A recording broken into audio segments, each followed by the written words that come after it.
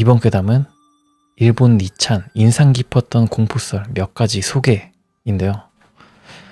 상당히 인상 깊더라고요. 제가 봐도. 한번 같이 읽어보겠습니다. 도시 전설이나 괴담, 공포썰 등은 전부 믿거나 말거나다. 하지만 이런 것들을 즐기는 나로서는 최대한 진짜 있었던 일이라고 생각하면서 보려고 한다. 수많은 괜찮은 공포썰들이 있지만 과거의 일임에도 인물들, 대사 하나하나가 정확하고 기승전결이 깔끔하게 떨어지는 모습을 보면 아무래도 자규적이라는 생각이 들면서 그냥 잘 쓴 공포 소설으로만 보인다. 근데 그쵸. 사실 괴담이 가지는 한계가 있죠. 공포 소설일 경우가 확실히 많으니까. 이 사람 되게 공포에 대한 식견이 많은 사람인데, 아무튼 그렇기에 오히려 적은 정보, 짧지만 강렬한 공포스러운 경험, 갑자기 진행이 끊겨버리는 상황, 이런 것들이야말로 현실감을 풍기면서 내 안의 공포감을 증폭을 시킨다. 그럼 이제 굉장히 유명하면서도 개인적으로 인상 깊었던 스레드 몇 개를 소개하겠다. 첫 번째, 키사라기역. 시즈오카현 하마마치시의 실제로 존재하는 신하마마치역에서 23시 40분 전철에 승차하여 귀가하고 있었던 하스미라는 닉네임의 여성이 글을 올린다. 기분 탓일지도 모르지만 괜찮나요? 아까부터 민영철도에 승차해 있는데 상태가 이상해요. 매일 통근에 이용하던 전철인데 아까부터 20분 정도 역에서 멈추지 않아요. 평소에는 5분이나 길어도 7, 8분에 정차하는데 멈추질 않아요. 지금 키사라기역에 정차 중인데 내려야 할까요? 들어본 적도 본 적도 없는 역입니다만 오버하지 않고 처음에는 기껏해야 기차 잘못한 거겠지 정도의 반응이던 하스미가 역의 존재 자체와 주변 환경의 위문을 표하는 댓글들의 반응에 점점 공포스러워하는 모습이 굉장히 현실감 있게 다가왔다. 이 이후로 자기도 비슷한 경험을 했다는 글이 우후죽순 쏟아지고 전부 주작 냄새가 나지만 최초의 발단이 되었던 하스미의 이야기는 과연 진실일까? 이건 그냥 여기까지네요. 고베시 집 한 채. 2009년 글이네요. 고베시 북구에 있는 집 한 채 필요 없어? 단 조건이 있는데 반드시 받을 것. 3일 이상 집을 비우지 않는다. 죽을 때까지 산다. 이 세 가지만 지켜준다면 땅 채로 넘겨줄게. 사건 같은 건 없어. 단점이라던가. 대신 산에서 밤에 뭔가가 와. 너무 무서워. 슬퍼. 나는 더 이상 보고 싶지 않아. 이것만으로도 충분히 소름 돋는다.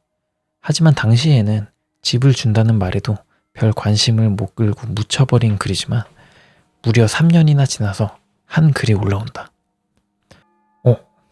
2012년 글이네요.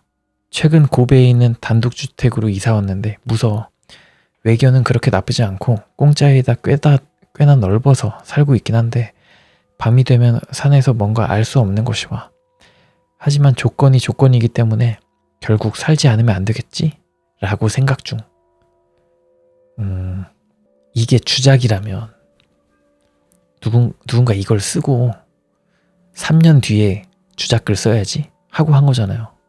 그럴 가능성이 적으니까 좀 흥미로운 괴담이 아닌가. 이게 되나? 다치면 끝장이네? 입원하면 끝장인데요, 이거? 아무튼 다음 것도 읽어볼게요. 귀문을 여는 방법. 정말로 인생이 싫어지면 이걸 시험해보세요.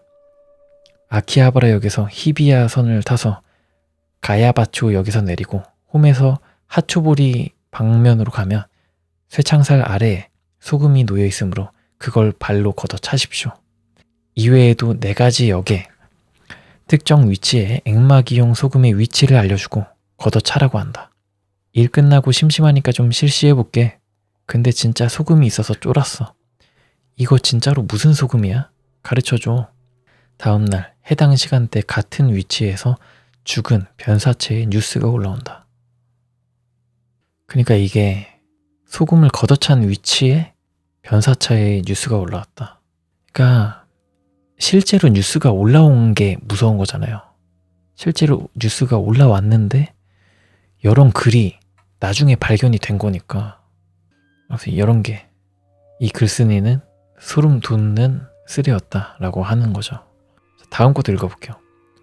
호리병박 사건. 청소하던 중에 벽장 안에서 이상한 게 나왔어. 오래된 상자 같은데 부적이 붙어있음. 크크크. 심령 플래그. 크크크. 호리병박이 나왔어. 이게 뭐야? 달그락 소리가 나는 걸 보니 뭐 들어있는 듯. 뚜껑이 달려있는데 안 열려. 아까부터 힘 오지게 쓰고 있는데. 씨발 미쳤어. 이거 뭐야? 머리카락이랑 손톱이 들어있어. 손톱이라고 해도 동그랗지가 않고 막 잘린 거라서 손톱이 맞는지도 모르겠어. 벽장이라고 해도 여기 새들어 사는 곳이니까 전에 살던 사람 거인 듯. 응? 막 잘린 거라고? 왜 부적이 붙어 있었던 걸까? 위험한 건가? 뭐야?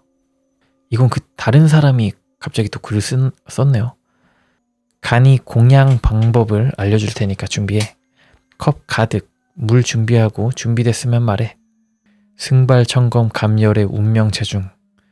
승발청검 감열의 운명체증. 승발청검 감열의 운명체증.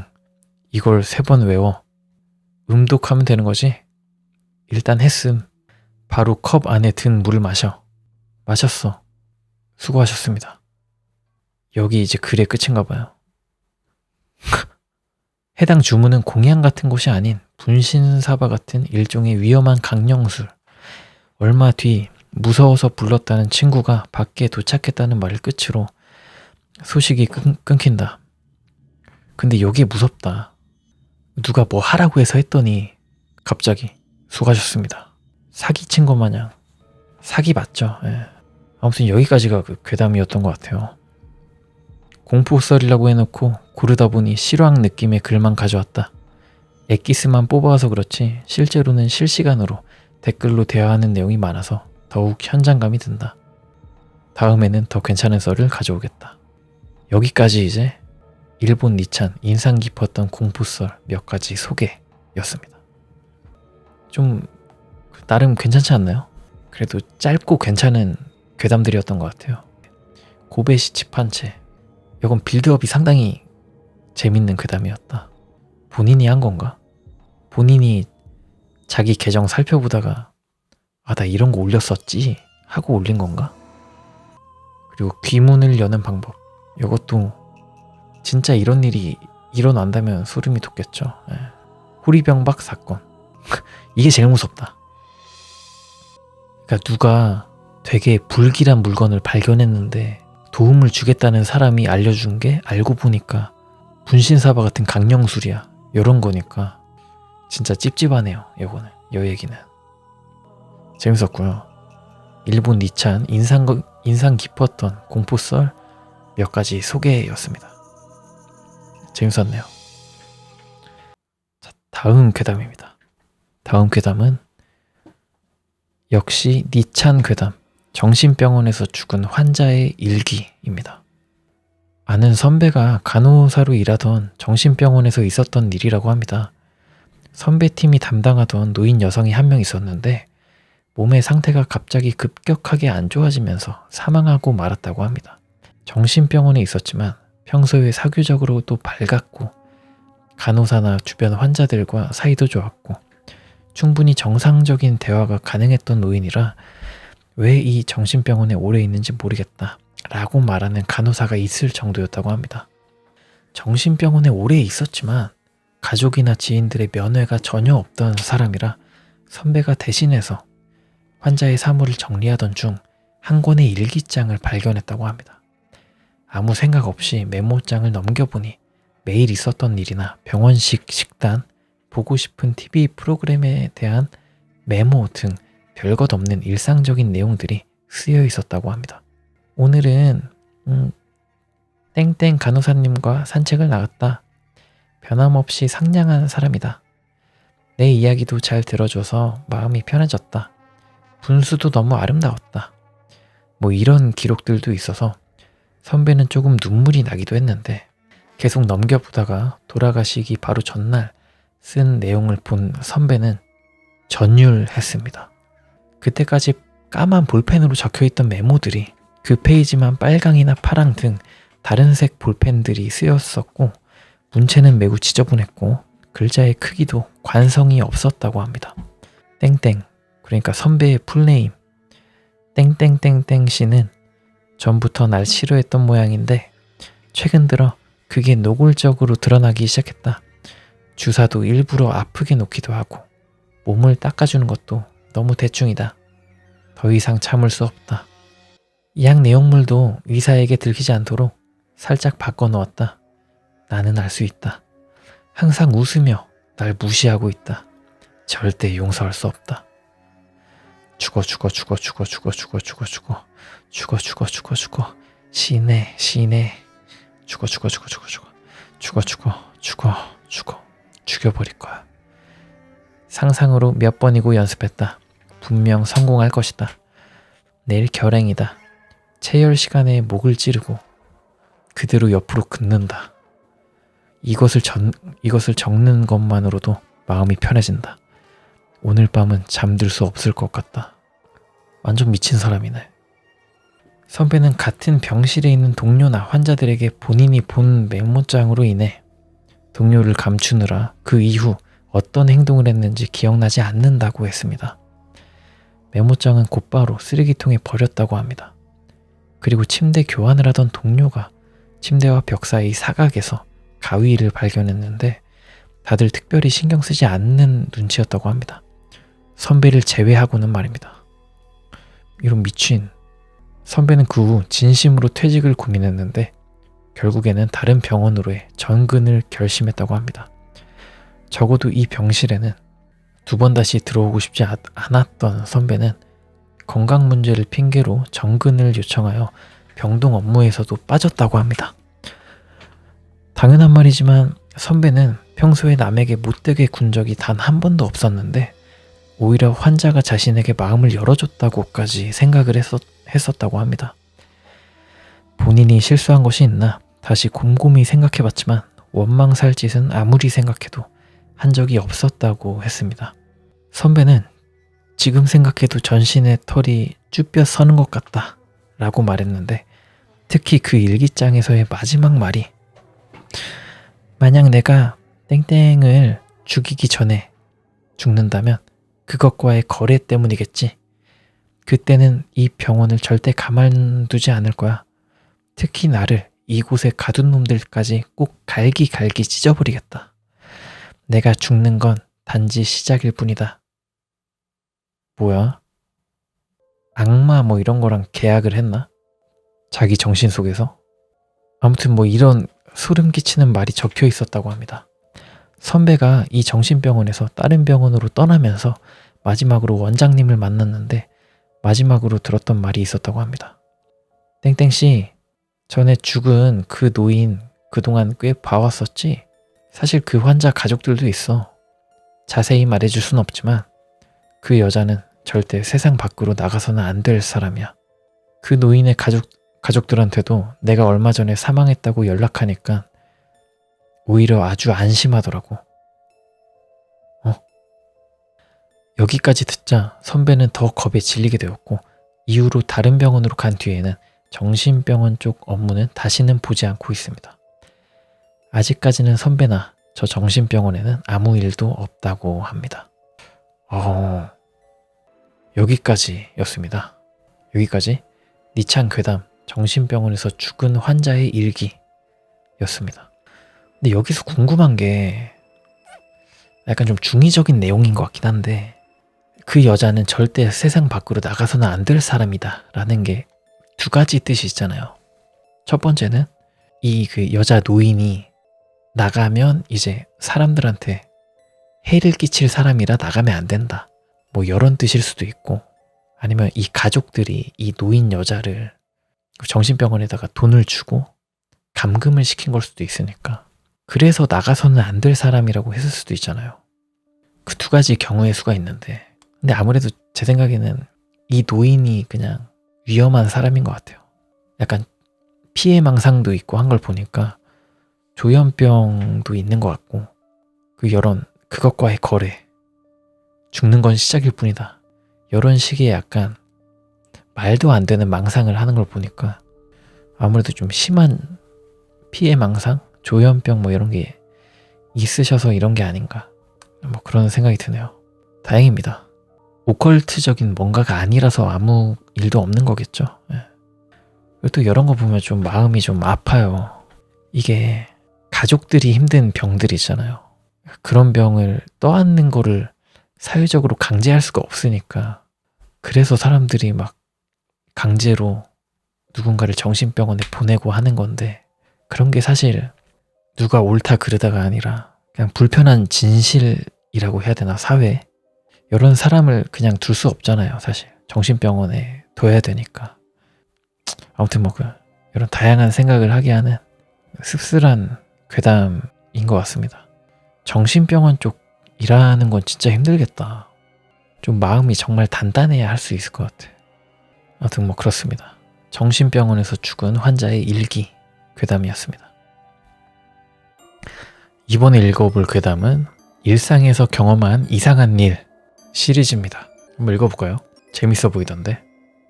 평소에 겪었던 이상한 일들, 기묘한 일들 적어보자. 어쩌면 모두의 지혜로 속 시원하게 설명 가능할지도. 어떠한 연줄로 야쿠자와 알게 되었어. 매우 드물다고 할 수 있는 영감이 있는 야쿠자. 당연히 여러 나쁜 일을 하긴 하지만 체포되기 전날에 반드시 유령이 보인다고 해. 이전 잡히기 전날 아파트에 여자친구가 있었을 때 창문 밖에 목이 없는 여성의 유령이 있다고 했어. 정좌를 하고 있었고, 그러니까 앞바다리 정좌를 하고 있고 곁에 아기가 있었던 모양이야. 놀라 힘이 빠져 주저앉아 있을 때 여자친구가 들어와서 창문 밖을 보고 뭐야 저거? 라고 외쳤다고 해. 아무래도 여자친구에게도 유령이 보였던 모양인데 나중에 물어보니 야쿠자가 봤던 모습과 정확히 똑같았다고 해. 다음날 그는 붙잡혔어. 그리고 몇 년 후 그는 어떠한 물건의 거래를 위해 항구로 향했어. 마치 소설처럼 묘사하고는 있지만 실제로 항구에서 거래하는 일이 많다고 해. 그와 그의 동료 둘이서 차로 가서 차 안에서 잠시 기다리고 있을 때 상대 차가 왔대. 그가 보니 운전석에 한 명, 조수석에 한 명, 그 사이에 또 한 얼굴이 보였다고 해. 그는 그걸 보고 왠지 상대도 부하인지 동료인지 데리고 왔구만 이라고 생각을 했어. 그죠? 데리고 가야죠. 서로 차에서 내려 이런저런 얘기를 나누고 있을 때 상대가 2명밖에 없어서 그는 동료는? 이라고 물었지만 상대는 2명이서 왔다고 했다고 해. 그럴 리가 없잖아. 너도 봤지? 라고 동료에게 물어봐도 없었다고 했다네. 상대의 차 안을 봐도 역시 아무도 없었어. 그래서 그는 다시 잘 생각해보니 정중앙에 있던 얼굴은 앞유리에 찰싹 붙어있는 느낌으로 초록색이었다고 해. 게다가 명백하게 거대했다고. 왜 그걸 이상하게 생각하지 않았는지 그게 신기하지만 보는 순간에는 딱히 평범하다고 생각했던 모양이야. 그가 잡힌 건 그 다음 날이 아니었지만 며칠 뒤 그의 동료가 체포. 거래 상대 2명이 사고로 중상과 사망. 그도 동료가 잡힌 다음 날에 체포. 그리고 그는 지금 또 잡혀서 지금은 아마 형무소에 있어. 이번에는 뭘 봤을까? 야쿠자 얘긴 여기까지네요. 며칠 전 밤에 잠들지 못하고 어떻게든 자보려고 방 불을 끄고 눈을 감고 있었더니 집 현관에 인간이 아닌 매우 불길한 무언가, 덤불과 같은 뭔가가 철벅철벅 다가오는 영상이 떠올랐어. 어쩌지도 못하는 상황. 위험해. 진짜 문을 열고 집에 들어올 거야. 라고 생각한 순간 덜컹 하는 소리가 나서 진짜 진도 4 정도의 지진이 일어났어. 진원지는 이 주변이었어. 너무 타이밍이 좋아서 쫄았어. 중1이 된 지 얼마 안 되었을 때 선물 받은 자전거로 동급생과 남동생 3명이서 조금 떨어져 있는 댐에 가봤어. 여름 직전이어서 더운 일요일이었어. 댐에 도착해서 자, 그럼 이 댐을 한 바퀴 돌고 돌아가자 라고 한 뒤 왼쪽 방향으로 비포장 도로를 잠시 달리고 좀 험한 오른쪽 코너로 돌았더니 어라? 방금 이 코너 돌았었지? 라는 일이 몇 번 반복되어 우리들은 무서워져서 왔던 길을 거슬러 왔어. 그랬더니 바로 댐의 입구에 도착했어. 여우의 장난이었으려나? 뭐 기묘하네요. 고등학교 1학년 때 키우고 있던 고양이가 근처에 있던 흙탕물에서 헤엄치고 있는 꿈을 봤습니다. 하류를 향해 힘껏 헤엄치고 있었지만 뭔가 빠져버릴 것 같았으므로 전 떨어져 있던 상자에 고양이를 집어넣어 강에 흘려 보내줬습니다. 어? 강을 내려가는 고양이의 모습이 보이지 않을 때까지 배웅한 게 꿈이었지만 너무 슬픈 기분으로 눈이 떠진 게 기억이 납니다. 그리고 며칠 후 고양이가 상태가 나빠져 병원에 데려가니 말기암인 걸 알게 되어서 그 2개월 후 무지개 다리를 건넜습니다. 뭔가 너무 흔한 이야기라 미안. 그런 걸 불길한 예감이라 하지. 또 하나, 5년 전까지 살고 있던 아파트. 이사 오고 나서 얼마 안 된 일이에요. 흔히 있는 잡아당겨 켜고 끄고 하는 형광등이 있었는데 건드리지도 않았는데 전등이 꺼지는 일이 가끔 있었어. 한번 꺼지면 20분간 안 켜져서 가끔 정말 질렸지.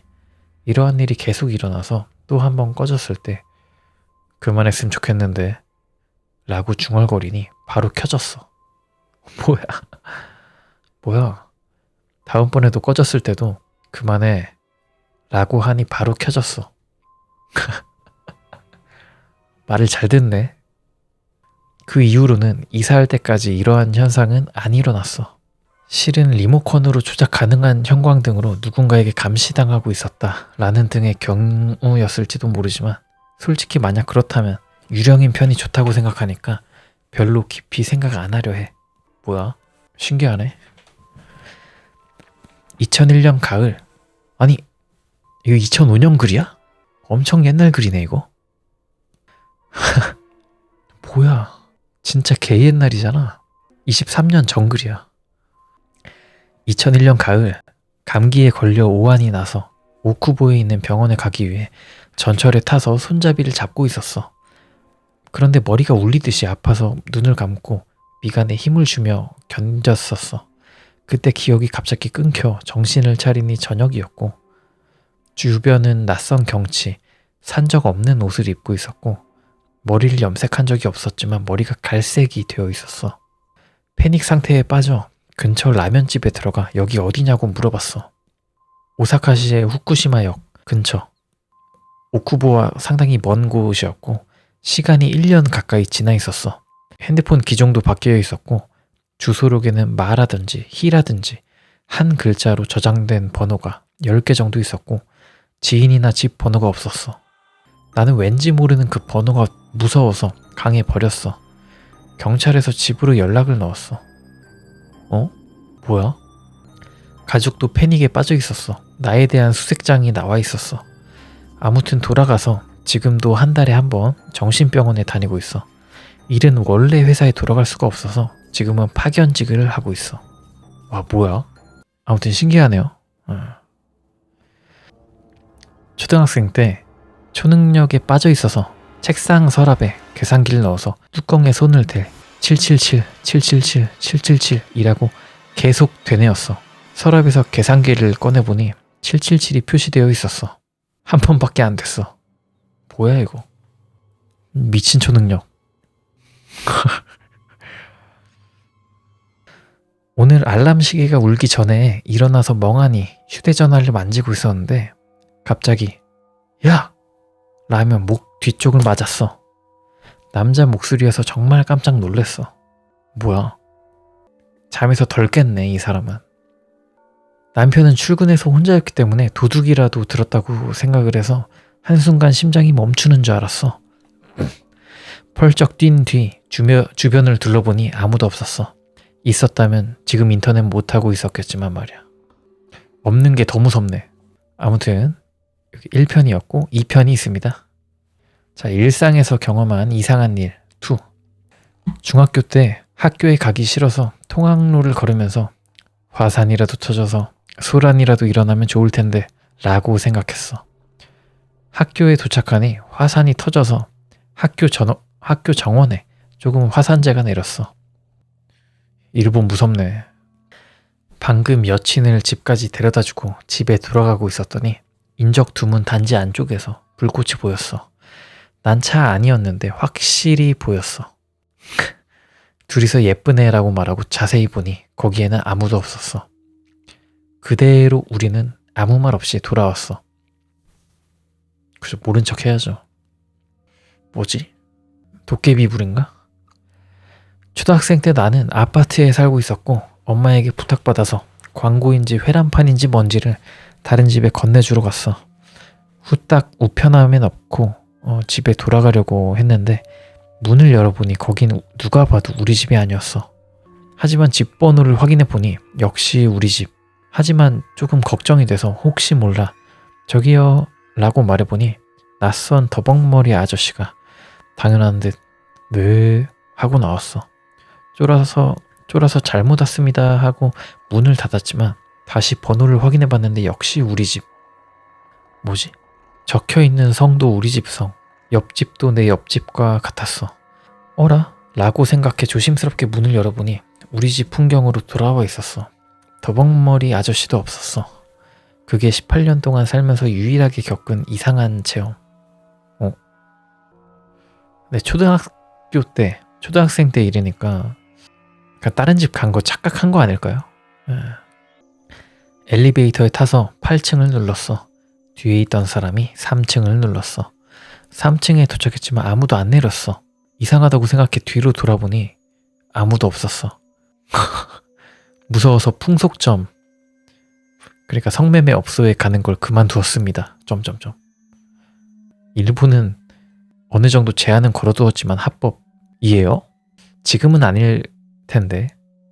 아무튼 저녁 먹은 뒤 아버지와 나와 여동생이 동시에 목욕하고 싶어졌는데 가위바위보로 아버지가 가장 먼저 들어가게 되었어.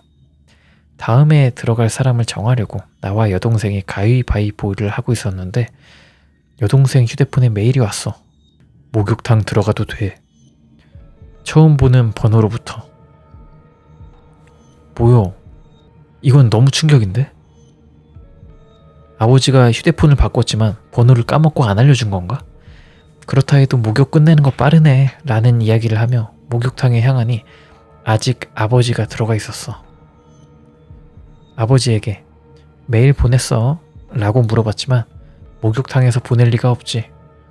잘못 보낸 메일이라고 해도 타이밍이 너무 좋아서 기분 나빠. 여동생은 절대로 스토커야 라고 소란을 피웠지만 그 이후에 아무런 일도 안 일어났어. 뭐였을까? 이건 소란이 아니라 진짜 무서웠을 것 같은데. 기분 나쁜 얘기다 이거는. 중학교에 막 올라왔을 때 아직 만나본 적 없는 선생님을 보았을 때 병약한 무사, 낚시를 하고 있는 사람의 이미지가 떠올랐어. 나중에 물어보니 학생 시절에 검도를 하고 있었고 어렸을 때 천식에 걸려 지금도 약을 먹고 있다고 했어. 게다가 낚시가 취미라고 했어. 그 이후로 그러한 일은 일어나지 않았어. 오, 신기한데? 아무도 없는 화장실에서 달그락거리는 소리가 났어. 보니까 휴지가 떨어져 있었어. 저절로 떨어지는 거야 저거? 잘못 걸어놨겠죠. 예. 유치원 시절 화장실에 가고 싶어져서 재래식 화장실에 들어갔어. 볼일을 보면서 후 라던지 생각하며 문득 위를 올려다봤어. 후가 뭐야? 그러더니 왠지 한 남자아이가 당당하게 엿보고 있었어. 그리고 그 아이가 바지 떨어져 있어 라고 말했어. 응? 이라고 생각해서 변기 안을 보니 바지가 변기 안에 떨어져 있었어. 참으로 괴이... 왜 바지가 떨어져 있는 거야? 그것보다 왜 위에서 엿보고 있는 거야? 지금도 수수께끼. 희한하네. 요괴에 바지 떨어져 있어 꼬맹이구만. 요괴인가봐. 화장실에 있는 요괴인가봐. 집안에서 남동생이 탱탱볼을 던지면 놀고 있었어. 통통하고 튀어오르던 공이 툇마루에 날아가자마자 덜컹 하고 무언가의 틈에 끼이는 소리가 나며 사라졌어. 남동생이 찾아도 발견되지 않아서 나도 같이 찾아봤지만 결국 공은 발견되지 않았어. 그 수개월 후 탱탱볼에 대해서 완전히 잊었을 때 갑자기 툇마루에서 통 하고 소리가 나서 시선을 돌리니 잃어버렸을 터인 공이 누군가가 바닥에 떨어뜨렸을 때처럼 튀고 있었어. 뭐야, 어디 갔다 온 거야? 국내청, 그러니까 황실에 관한 업무를 보는 관청에서 알바를 하고 있어. 지하에서 2명이서 작업을 하고 있는데 추석 때 방에서 점심시간 둘 다 테이블에 엎드려 자고 있었더니 우리를 중심으로 뛰어다니는 발소리가 들렸어. 다가오거나 멀어지거나. 동료에게 물어보니 숙면을 취하고 있어서 모르겠다고 했는데 내가 쉬는 날 자기도 같은 일이 있었다고 해. 지금은 방에 소금을 뿌리고 염주를 가지고 작업을 하고 있어. 무섭네. 어린애. 왠지 뛰어다니는 발소리 하면 어린애 귀신 같아. 가족이 죽은 뒤 수개월간 그 가족이 부르는 목소리로 매일 아침 눈이 떠졌어. 아이여서 부모님과 같이 자고 있었지만 항상 자기만 그 목소리가 들려서 아침 5시쯤에 눈이 떠졌어. 약간 뭐 동생이라든가 뭐 형, 누나 이런 사람이 죽은 건가? 오컬트적인 것은 전부 부정하는 가정에서 자랐고 지금도 그런 것은 거의 믿지 않지만 그 목소리가 들린 수개월은 지금도 신기해. 그것도 혼자서 먼저 죽는 게 외로워 라는 목소리여서 슬펐어. 헐. 저희 가족이 죽은 슬픔에 저런 목소리를 좀 들었나 보다. 그리고 분명 납골이 끝났을 무렵 그 목소리가 안 들리게 되었어. 가족이 죽은 일이 매우 쇼크여서 어쩌면 환청이었을지도 몰라. 그래서 지금도 어딘가에 있어서 우리와 만나지 못하는 것을 외로워하고 있다고 믿고 싶었던 것일지도. 점점. 자, 트라우마 때문에 이런 것 들은 것 같죠. 2살 장남이 책장에서 명명사진을 가지고 왔어. 다음날 임신인 것이 발각. 오, 이건 진짜 공교롭다. 예전에 있었던 일, 집에 아무도 없는 걸 확인하고 야동을 보려고 재생 버튼을 누르는 순간 내 뒤에서 여자아이가 깔깔 웃는 소리가 들렸어. 깜짝 놀라 뒤를 보니 아무도 없었어. 소름이 돋았지만 현자 타임이 오니 아무래도 좋았어. 깔깔 웃었는데 이 소리가 들렸는데도 DDR을 쳤단 말이야? 대단한데? 대단한 깡이네요. 뭐야? 할아버지, 예전에 돌아가셨지만 할아버지가 예전에 친구에게 돈을 빌려줬지만 전쟁 때문에 그 친구는 전쟁터에 보내졌다고 해. 어느 비 오는 날 할아버지 집 현관에서 발소리와 우산을 터는 소리가 들려 누군가 왔다. 그 녀석이려나?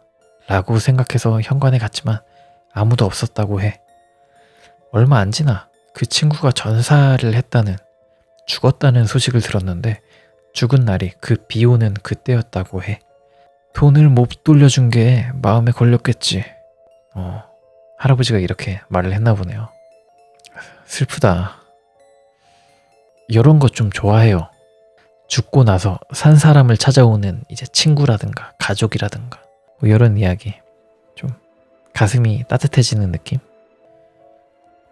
초5 때 수업 중 오 브리넬리 당신 집은 어디?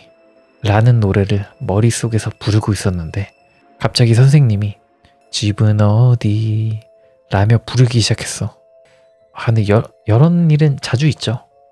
약간 둘이 공통적으로 이 노래를 들을 일이 있었을 거고 이런 일은 자주 있습니다. 아무튼 일상에서 경험한 이상한 일은 여기까지입니다. 재밌지 않습니까? 짧고 굵은 이상한 일들, 퍼레이드 재밌었습니다. 좋네요.